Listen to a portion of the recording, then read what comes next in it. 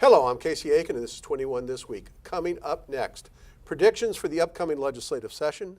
The number of Baltimore homicides dropped from 344 in 2016 to 343 in 2017, but they still set a record for murders per capita. Who's to blame here? And why are homicides up 31% in Montgomery County? There was a mad dash to prepay local taxes. And who are those obnoxious people you wish would go away in 2018? Stay tuned. Our panel of insiders will give you the story behind the story.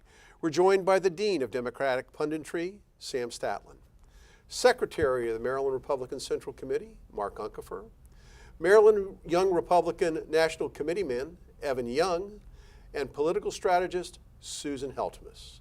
Stay tuned for these stories and more on the next 21 This Week.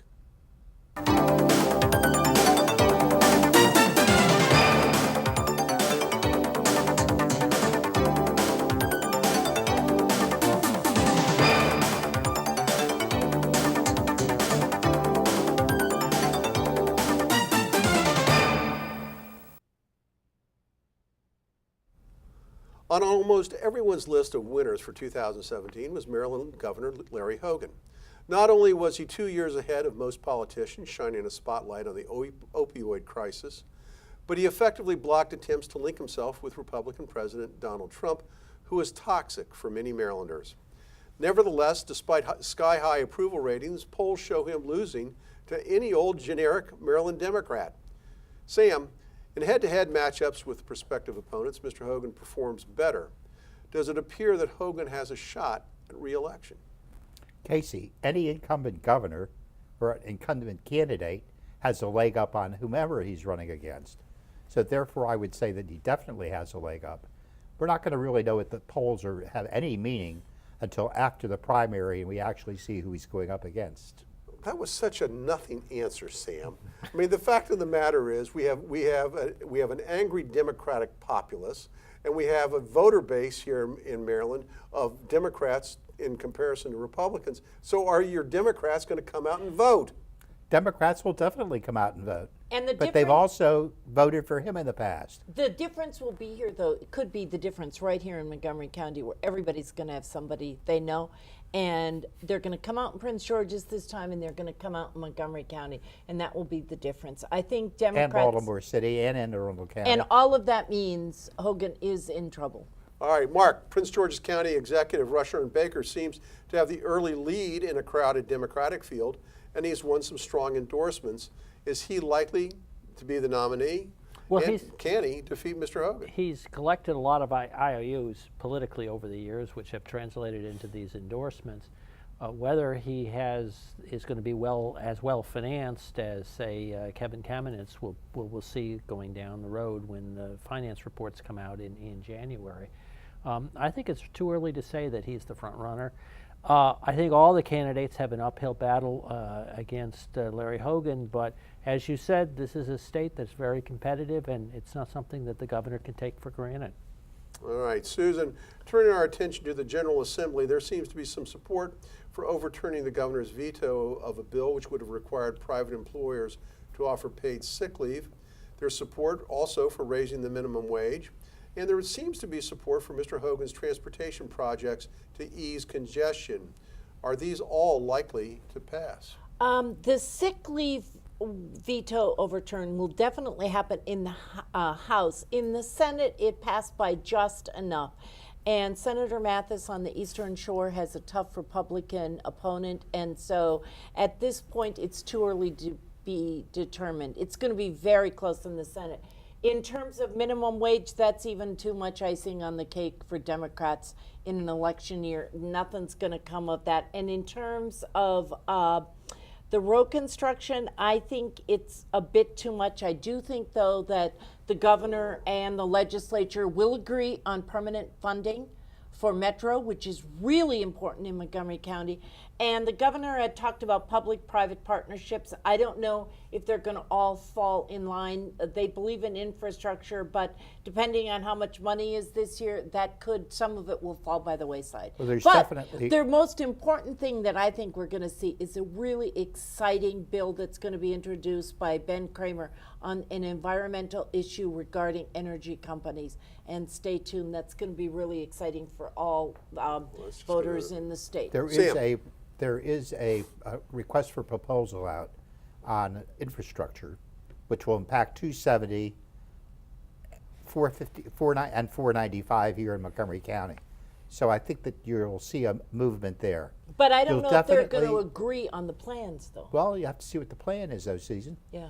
You'll But it- definitely see a bill come out that will prohibit parental rights from a rapist going through. Yeah. Both the governor, Miller, and Bush have already agreed to that. Probably one of the first bills out of the box. And I think you'll also see It might be a lot of number one, movement actually. on restructuring some of the income tax that was adversely hit by this new tax bill on the Hill. Okay, let's keep on moving. Evan, the recent cold snap closed many Baltimore City schools because they lacked heat, and there are those that are blaming Governor Hogan. But is that a fair criticism? No, and it's only a criticism made by people more concerned about an election in 10 months than children in Baltimore City.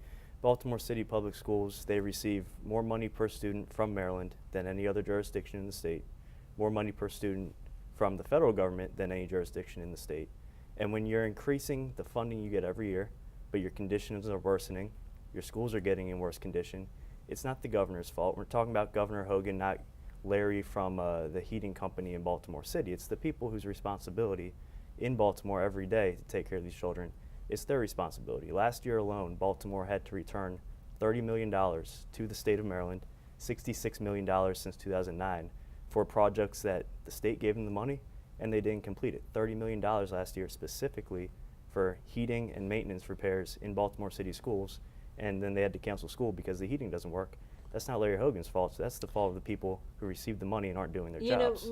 Quickly. Baltimore really is in a quandary. Montgomery County prepays and gets reimbursed by the state. Baltimore needs someone, and Mayor Pugh has suggested that they get someone on the school board who has a background in this stuff and can push through these contracts. Well, let's That's what's stick with the needed. Baltimore issue. Sam, for the third year in a row, Baltimore City has had 300 murders. And in 2017, it reached a record number of murders per capita. In an interview on National Public Radio, Reverend Kenji Scott suggested that part of the reason is that Baltimore City police have backed off enforcing crime in the aftermath of the Freddie Gray incident. Is that a concern? It's very much a concern. I think the Freddie Gray incident swung the pendulum to the far left, where people were saying that the police were just too adamant in enforcement. And that, a lot of people jumped on that bandwagon, causing the police to be withdrawn. And now the other end is swinging back, where you have a lot of crime because there's no police on the street. I think that the true answer is policing in the neighborhoods, joint efforts between police and community, trying to find that balance where they can work together to keep crime down. That's the whole thing. And the same thing is true here in Montgomery County. Susan, the governor, Hogan, has recommended a strategic plan to get tough on crime, but as Sam suggested, there are many of those who criticize him, saying it's a return to 1980-style justice. But Mayor Catherine Pugh seems overwhelmed by the problem. So what is the answer? Has Sam got the right answer there? Well, what has happened this last week is I think it's like 6 cops have now been indicted that had to deal with guns and stuff. I think that if they get some corruption out on the police department, if they increase community policing, as Sam said, and then also drug addiction is a real problem, and that's what they need to deal with in Baltimore. Evan, we only have a minute left in this segment, but locally, Montgomery County, long considered a low-crime jurisdiction, saw a 31% increase in homicides last year. Why was that?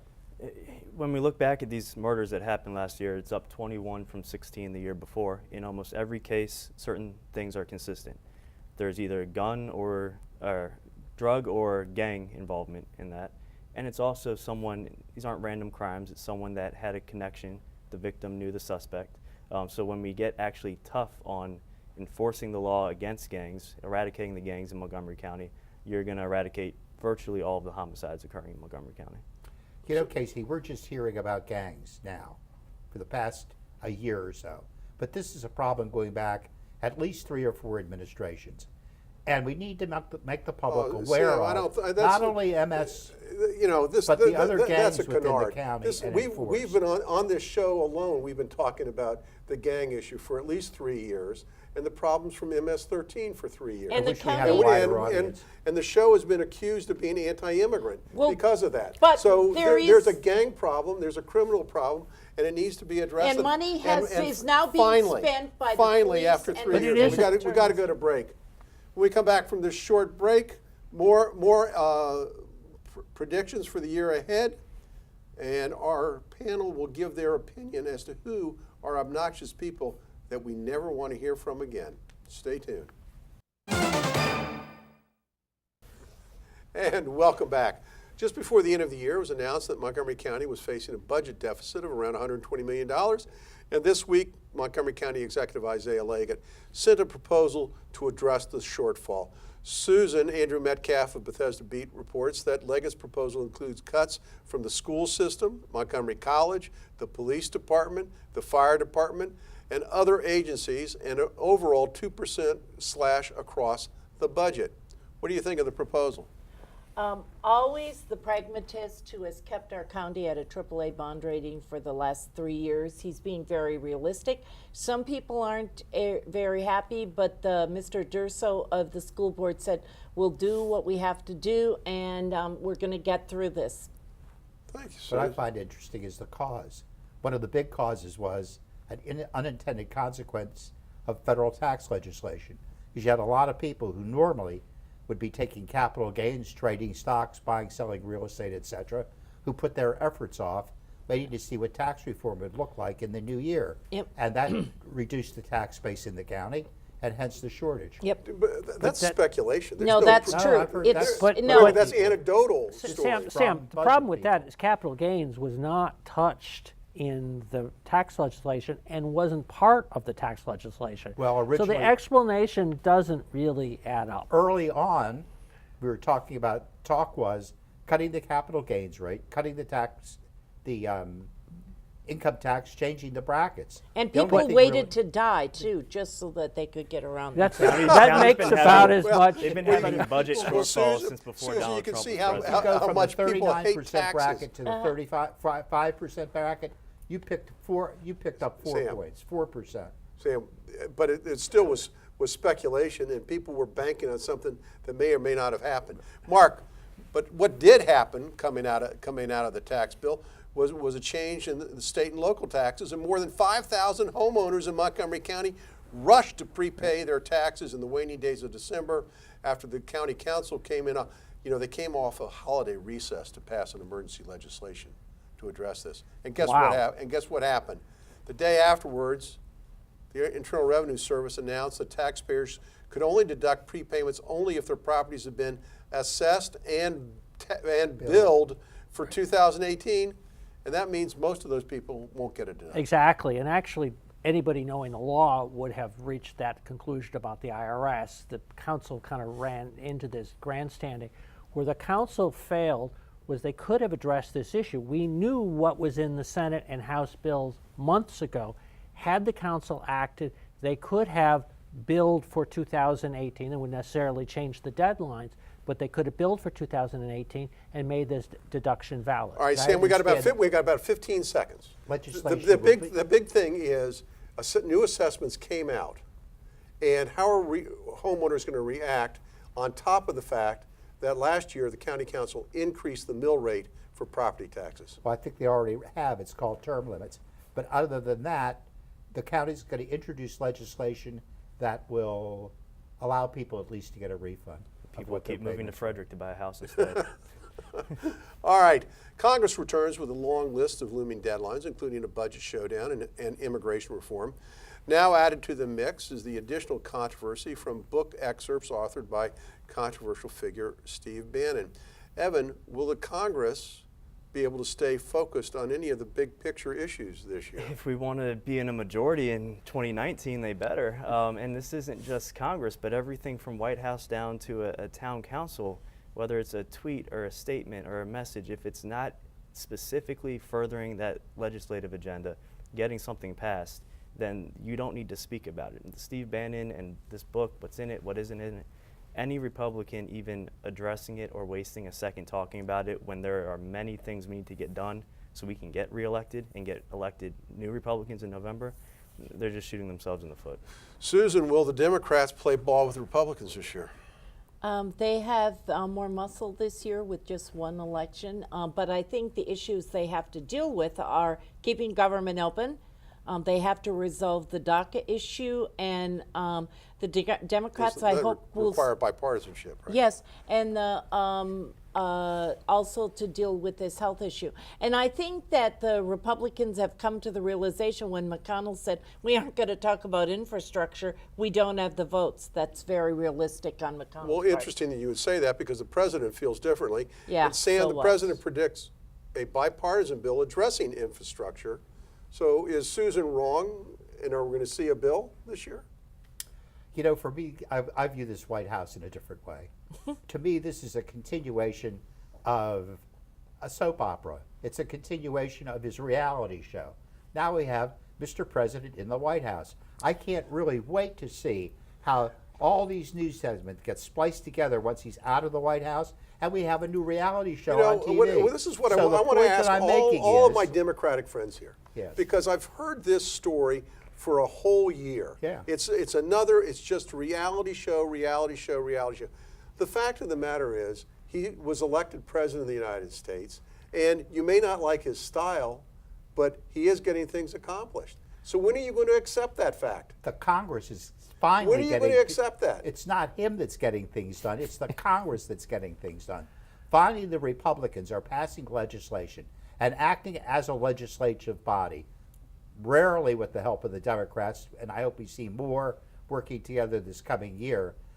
But in reality, it's a reality show. Show me one instance where the Democrats have already cooperated with the Republicans. Their slogan is resist. No. Mark, are we going to see any harmony this year? I think we will, and I think we talked about it. One of the areas of potential compromise is on DACA, and I think on health care, actually having in the tax bill eliminating the individual mandate sets up an opportunity to take a look at, I know you don't like to call it Obamacare, but the health care legislation and have some compromise there. All right, let's do this real quickly because at the beginning of the year, there are all kind of lists. The one I liked the most was the list of obnoxious people you hoped would go away in 2018. So I'm going to give the panel their choices. Mark, you get to start. I think he's already taken gasoline, poured it on his head, and lit the match, but I'm looking forward to Steve Bannon going away. Sam. I'm looking forward to see the president going away. That's a snowball, man. Wait a minute, are we going to have a duet here? Susan. I alerted the panel that I was going to have two people in. It's ironic. My two are Stephen Bannon and number 45 in the White House. And Evan.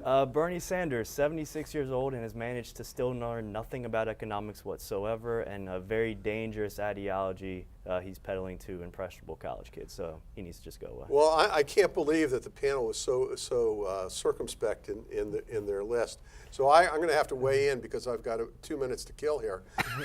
Oh, I could go on about Bernie. And I could add more to my list. But I'm certainly hoping that the coach for the Washington Redskins, who I think is a complete and utter failure, see his last season in Washington in 2018. And I'm also hoping that since we don't really have any other obnoxious people in Montgomery County, that there's no one here that I want to see go away. So when we come back from this About the guy short by the break. name of Snyder. How did you leave him out? Add Bruce Allen to that list, too. Yeah. Well, those are your choices, fellas, not mine. Stay tuned for Parting Shots when we come back from the short break. And welcome back. Now with Parting Shots, the first of 2018, Susan Heltemes. First of all, in this kind of cold weather, We should all be doing our share to help those who are less fortunate. There are a couple of things that you can do, especially in light that a homeless man died on Tuesday or Wednesday night in his car at the Giant in Bethesda. You can do several things. You can give to the Montgomery County Coalition for the Homeless. You can give to Interfaith Works. There is a men's shelter at 600 East Goody in Rockville, and there is a women's shelter at 2 Taft Court. I dropped by there tonight on my way to the show with toiletries. They can use coats, they can use blankets, they can use towels, they can use toiletries, they can use paper products, and they can use food. But reach out, give somewhere. And if you have more time, the homeless need help too with rides, with helping write a resume, with literacy. There's a lot of things you can do to feel good, and let's work on this together. And tonight also was the last night for Mr. Siegel of All Things Considered. I'm going to miss talking to you, listening to you every night. Robert Siegel, good luck in your retirement. Thank you, Susan. Sam Statland, your parting shot. I have many parting shots, people that I'd like to take shots at. First, we'll start with the Maryland legislature. I'd really like to see a lot of bipartisan efforts to especially work on this issue of a rapist with custodial rights. I think that absolutely should be removed. Secondly, I want to know where all of the women activists are who went through all kinds of classes getting lessons on how to run for office. And yet we only have one candidate running for county executive. I think we have 2 now running for county council. Very few new people in the state legislature. And I think that's disgraceful. I want the women in this county to step up, run for office, and be a part of it. It's just something that needs to be done. Thank you, Sam. Mark Uncapher, Well, your parting shot. Thank you. I'm struck by the bipartisanship that we're hearing in the resistance movement going against Trump. It seems to be that the unifying agenda issue for many Democrats these days is that they would love to see Michael Pence as president. And so I'm going to start referring to them as the Michael Pence Democrats. Well, I know that was done with Kind of a choice best of two with evils. tongue in cheek. All right, Evan Young, your parting shot. Yeah, so in a year full of losers, a big winner in my opinion, Marco Rubio from Florida. Now with a president in the White House of his same party, he was able to influence policy towards Cuba, Venezuela, secure greater research and funding for childhood cancer, VA reforms and whistleblower protections, and expanding the child tax credit in the GOP tax bill. So I'm looking forward to what he can do in 2018, and still looking forward to the day I can call him President Rubio. Thank you, Evan. I want to say that I'm disappointed that there's only one Republican in the race for county executive, and that is a person who, although he has done and accomplished quite a bit of things, really is marginalized in the way that the county and the county voters view him. Robin Ficker is a wonderful man. He's accomplished quite a bit, but it's going to be difficult because he carries some baggage for him to win. And I'm sorry that there's not a more credible candidate that the Republicans have put up to run, because frankly, the county has been exposed for a lot of things, for their fiscal mismanagement, over the budget issues, and for their mismanagement and mishandling of the crime issue. They should be ashamed of themselves for having allowed the county and the criminal element into the county as they have over the past several years. So I'm sorry that we won't see, or there's still time, I suppose, for a new candidate to emerge. And I hope we find one that's more electable than Mr. Ficker. I want to thank the panel for being here tonight. I want to thank you for tuning in each and every week to Montgomery County's hardest-hitting political talk show. For 2018 and for 21 this week, I'm Casey Aiken. Sorry, Mark.